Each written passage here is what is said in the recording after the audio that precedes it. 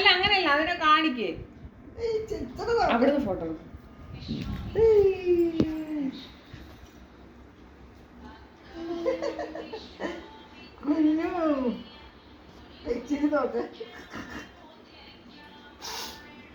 ഈ വീടിന്റെ ഫ്രണ്ടിൽ നിൽക്കുവോ? നിന്റെ വീട്ടിന്റെ ഉള്ളിൽ ഉമ്മറത്ത് നിൽക്ക്, നിന്റെ കുട്ടികളെയും കൊണ്ട്. അകത്ത് കൂടെ പോയിട്ട് ഇപ്പൊ വരും കേട്ടോ.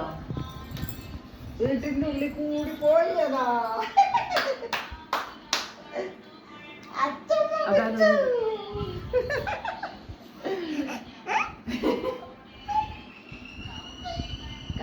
കൃഷ്ണ